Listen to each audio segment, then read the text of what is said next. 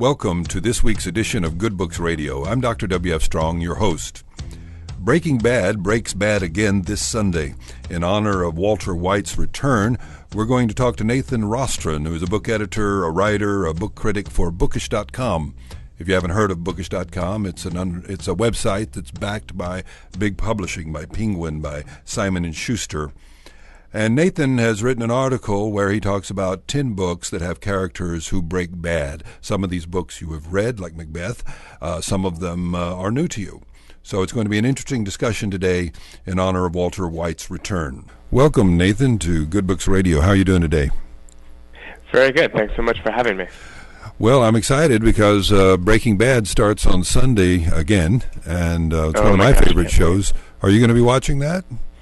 I will definitely be watching it. Are you a big fan? I'm still actually binge watching the last of the 5th season, but I've got a few days left before Sunday. When did you get interested in Breaking Bad? When did it capture your attention?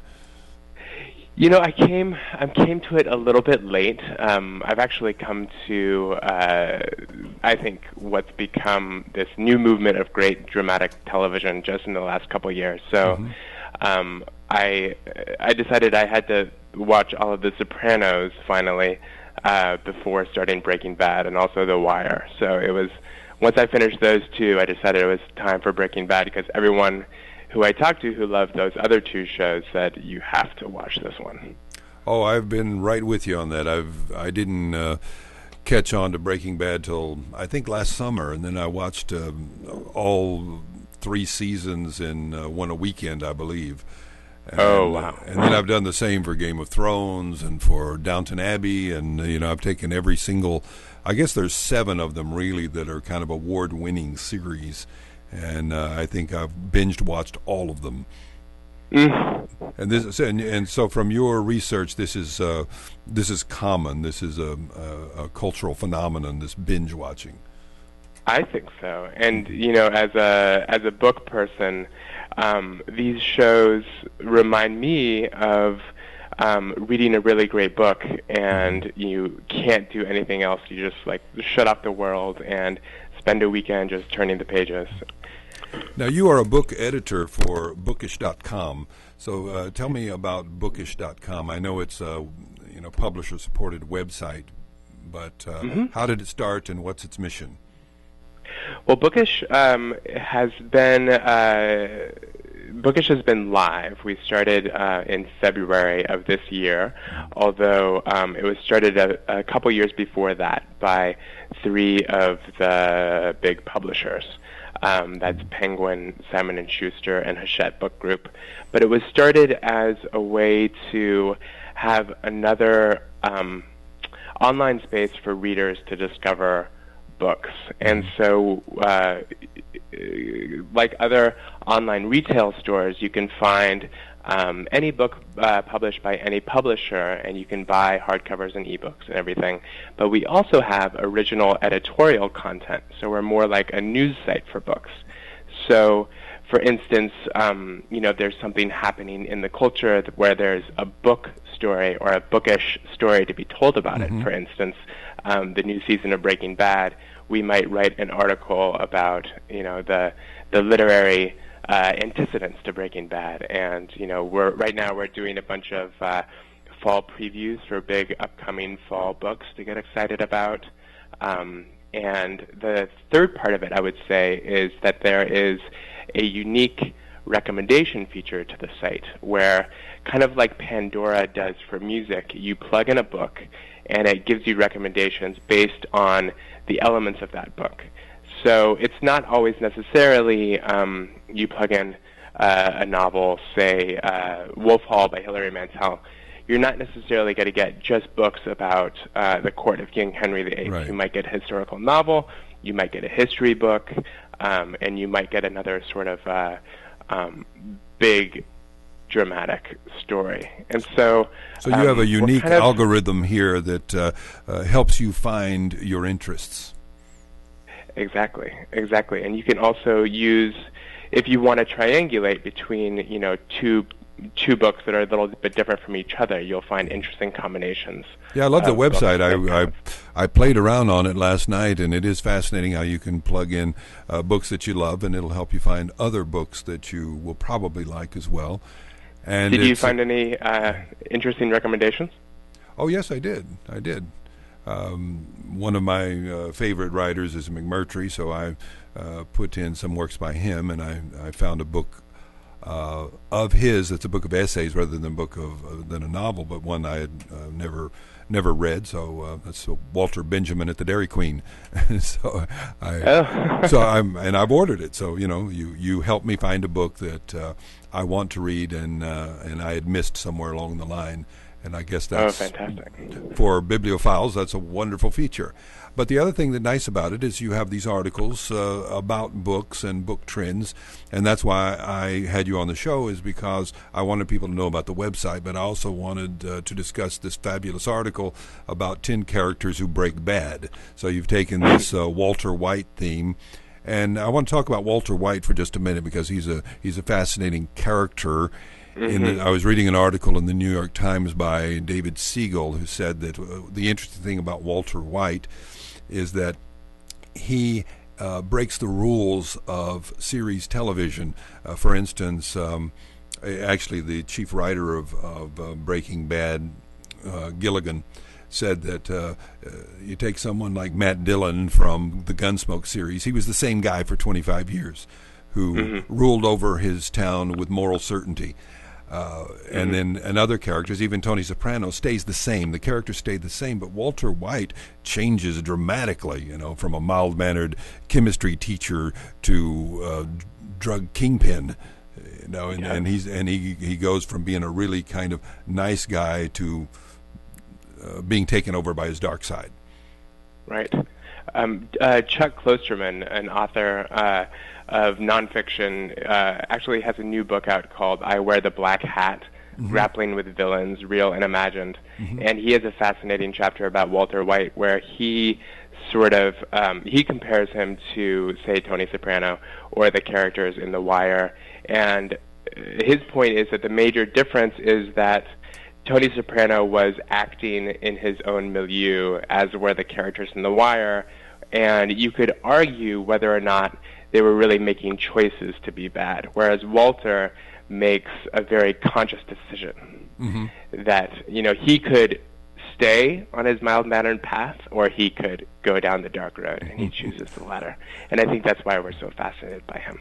Well, it's going to be fascinating in this last season to find out whether he walks off into the sunset, a billionaire, or whether he ends his life in a fiery explosion and they only find her fingernail. So oh my gosh! We don't know how it will. What do you think? Which direction is it going to go? Oh, I think that in a world of karma, he's got to have a bad ending. And Gilligan says, he used to write for X-Files and other such things, and he says that that's his issue, is that he believes in karma and he thinks there are consequences, and so I feel like he's going to have Walt have consequences for his choices. And Gilligan also says that Tony Soprano and people, the Mad Men, Don Draper, they live in a world that seems to not have a lot of karma at work. And certainly right. Game of Thrones, where justice goes to die, it seems the good never get what they deserve, and the bad don't get what they deserve. And it's but Walter is indeed a fascinating character. And let's talk about these other books that people might be interested in, where the characters also break bad. You talk about Macbeth, which everybody knows. Mm-hmm. So how does Macbeth fit is an interesting case because he's told by the three witches, they're the bubble bubble toil and trouble speech. He's told by them that he will become king, and yet even though it's been prophesied, he still takes matters into his own hands. He still kills the current king, and that sort of leads him down this road of paranoia and bloodlust, where talk about karma, each decision, amplifies the stakes, and so the more he kills, the more he has to kill. And what about, let's go through the books that you list, some that, that I have not read. So what are the other books on your list? Go through each one of them and tell us why we might find the character interesting. Sure. I'll start with a recent classic, Freedom by Jonathan Franzen. This was, I think it was 2010. The novel came out, and it was a big social novel. The main character is Walter Berglund, kind of like Walter White, who, like Walter Berglund, he's pretty nerdy. He's a suburbanite. He's kind of an omega character as opposed to an alpha. But he has a passion, and his passion is for preserving bird sanctuaries, and he's a big birder. And so he sort of breaks bad by deciding to work for his enemy, which is a big mining company, thinking that he'll be able to convince the mining company to set aside a bunch of land for his birds. And when they refuse to do that, Walter goes on this rant about how awful he thinks the West Virginians are, where the mining is taking place, and this rant, and it's a little bit of there are almost hints of eco-terrorism in this rant, and it becomes a YouTube sensation. And so he becomes sort of this star for vigilante environmentalism, and he and his secretary, who becomes his lover, sort of go down that path. I haven't read that book, so now I want to. Which is the whole idea of your article, right? To help us find books that we wouldn't otherwise have thought about. Right, exactly. And, these characters, I think, that are just as fascinating as Walter White, because they make this decision at some point to turn from the light to the dark side. Something I find interesting in the demographics of Breaking Bad is that it is a red state show. It is not as popular on the coasts as it is in the middle of the country. It has almost the same viewership as Mad Men, but it seems to appeal to the rural America, perhaps because, for me, for instance, having grown up rural, I look at the characters in that and I say, I know those people. Whereas I look at Mad Men and I don't know those people. I have a familiarity with the character, but more from television than from real life.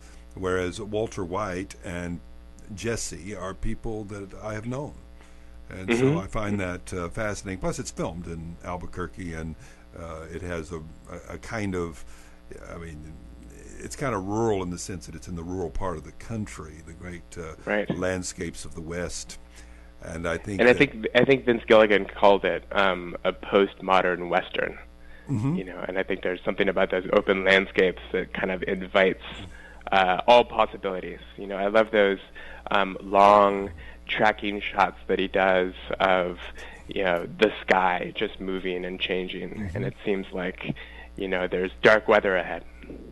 Well, also the thing that Gilligan said I found quite interesting about the show is that he had conceived of it with a friend when they were talking about Saddam Hussein's mobile chemical labs. He said when they were talking about how fascinating that was, that he might have chemical labs, and then he thought, what if there was like a meth guy who made meth in a mobile lab, and just two guys. Oh wow. Sitting around talking about stuff over beer, and then 2 days later he says, that's kind of cool. And so, you never know where these things will come from. So, wow, Walter White started with Saddam Hussein. Yes. That's very telling. And actually, speaking of rural landscapes, another book that some of your listeners may have read, I don't know, a lot of people read it in high school, but Madame Bovary by Gustave Flaubert, I think is actually fascinating. And it's about, the main character, Emma, grows up a country girl, and her expectations of life are fairly modest, except that she is a big reader of novels. she's obsessed with these very romantic stories where a prince figure comes and sweeps the heroine off her feet, and they have this fabulous life.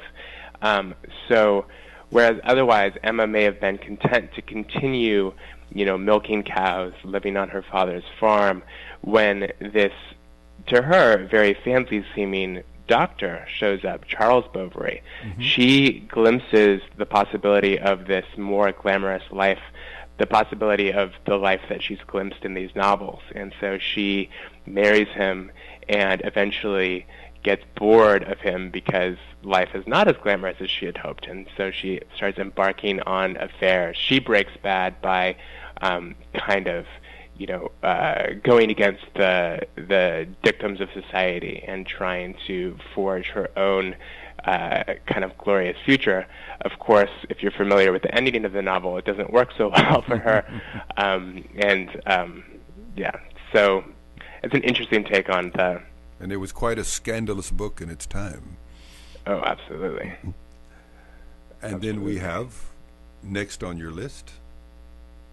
Oh, Space Odyssey, 2001. This is interesting because the character that we've chosen who breaks bad in Arthur C. Clarke's 2001: A Space Odyssey is not actually human, but Hal. I thought that was a really good choice. I thought it was fascinating. You selected technology as having broken bad.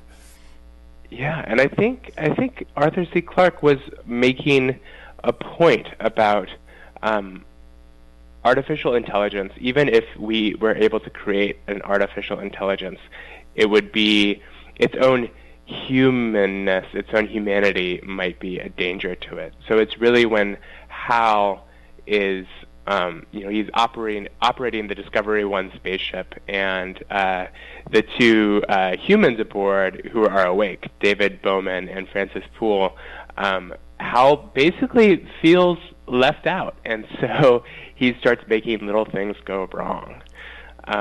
Another fascinating thing I think about that book is, if you remember, there's, I can't remember if this is the movie, but it's in the book where the alien race that has created this technology to kind of assist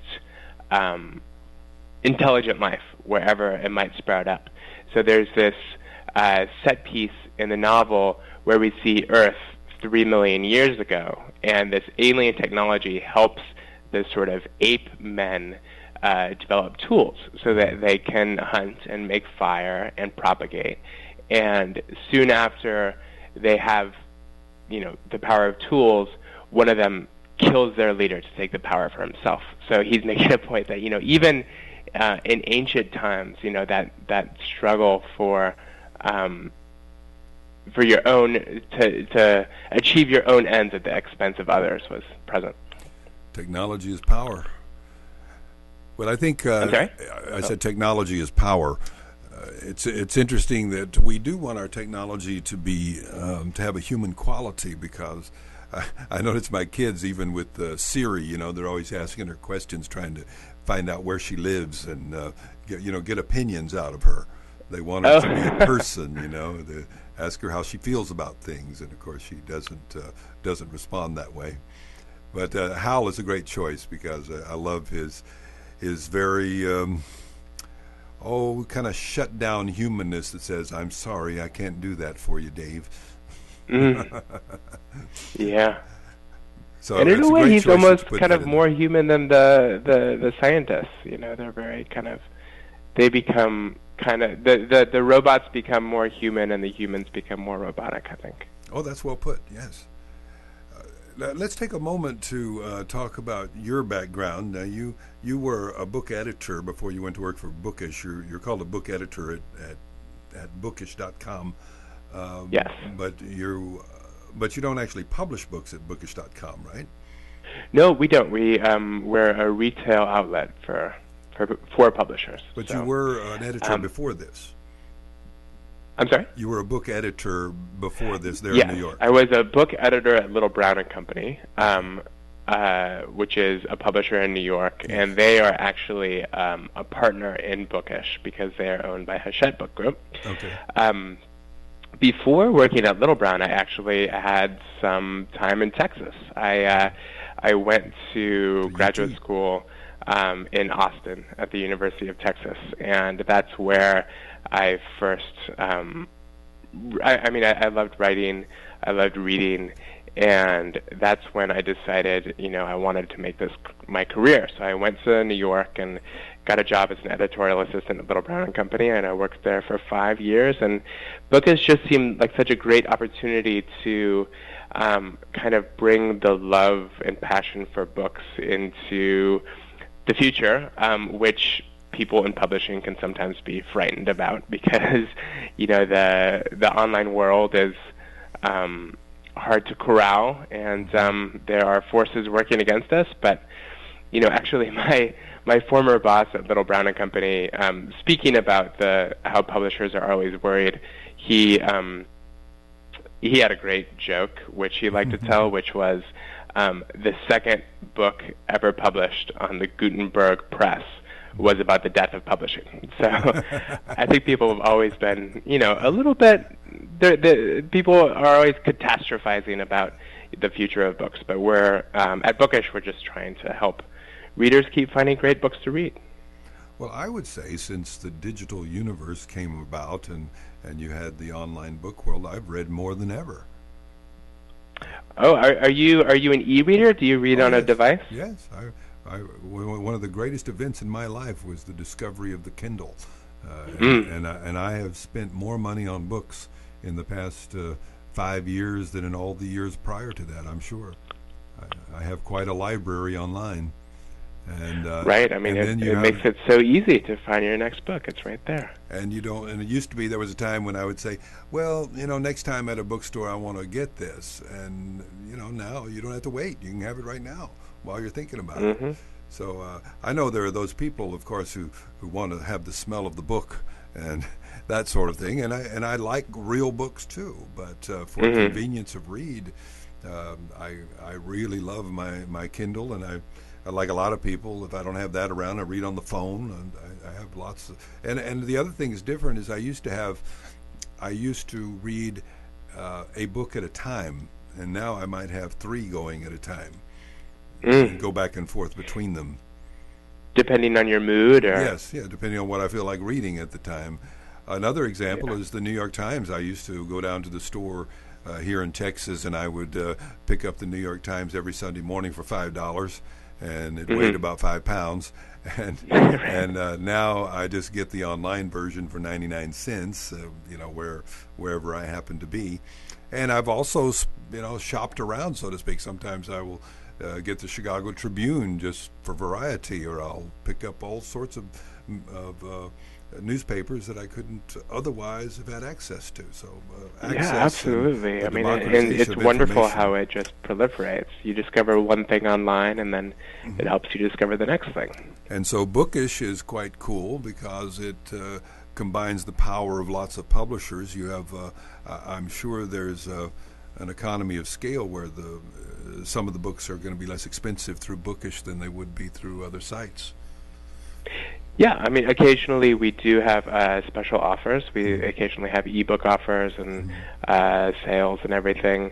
And Bookish, you can buy books directly from Bookish, but if you have your own favorite retailer, like if you're a committed Barnes & Noble customer, a committed Amazon customer, you can also click on the Buy Elsewhere button on Bookish and buy it from those other sites.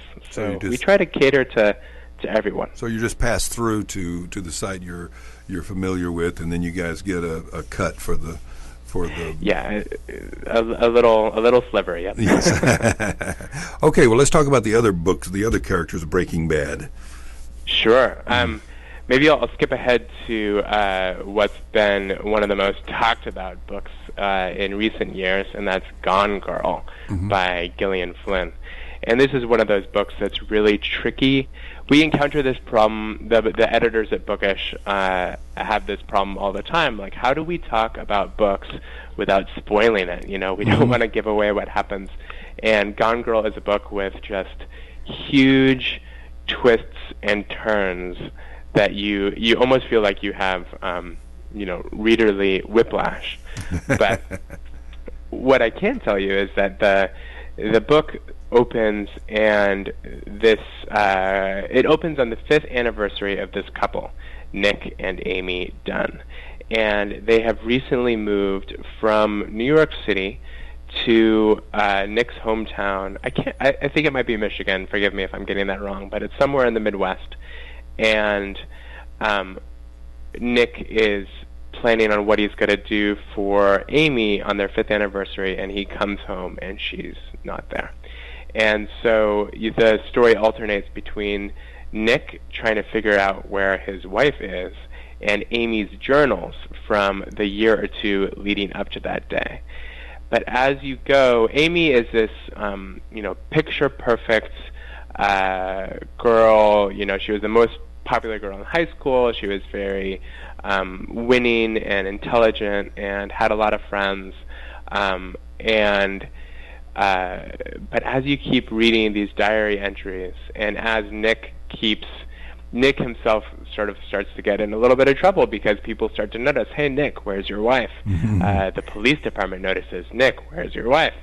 But you start to get the sense that Amy may not be quite the goody girl that she makes herself out to be in her journals. And gosh, I just can't recommend the book enough if you like sort of shocking twists and turns and a story of, a seemingly very nice suburban couple that turns very dark indeed.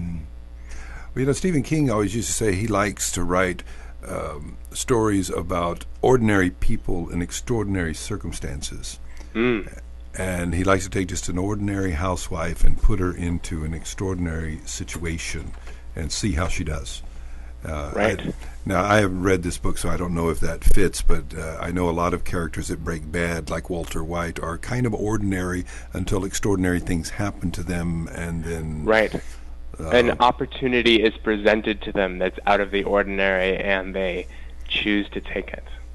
Okay, we only have about one more minute, so could you... one more minute. Go through, I think we have 5 books left on the list, so if you could just kind of roll them off, and they can go to the website and get them. Yeah, absolutely. First, I should say, if you go to www.bookish.com, you can register, and then you will get a weekly email from our editors with all of our new editorial content. But to go back to the list, Harry Potter, we got to mention Harry. Okay. Peter Pettigrew, a.k.a. the Rat Scabbers, is a character who breaks bad by going and working for Voldemort, the Dark Lord. Speaking of Stephen King, his classic novel, The Shining, about Jack Torrance, who is a little bit of a Walter White character, too. He's a high school teacher who's gotten into a bit of trouble. He is an ex-alcoholic. Although, if you read the book, he doesn't stay ex for long, unfortunately, for everybody there. One of my favorite novels of all time is The Secret History by Donna Tartt. This is sort of it's a high concept murder mystery set on a college campus in which these 5 very bookish kids conspire to 4 of them conspire to murder the 5th one. And I'm not spoiling it because you find out about the murder in the first paragraph of the story, and it's just completely fascinating. And the character Henry, who sort of makes it all happen, is very fascinating. He goes from being the nerdiest of them all to being kind of the darkest. And then lastly, I have to mention Gollum from The Hobbit, of course, who, if you remember, starts out as Smeagol, a mild-mannered hobbit, not that much different from Bilbo and Frodo, but when he's presented with the Ring of Power, he breaks just as bad as you can break. Yeah, that's another one of the fascinating choices, like Hal. I didn't expect Gollum, but absolutely true. He's done in by his own succumbing to evil. So thank you so much for joining us, Nathan. It's been a wonderful conversation, and happy to know about bookish.com. Recommend that everybody go there and just play around. It's a great site. Excellent. Well, thank you so much. It's been a real pleasure. You're welcome.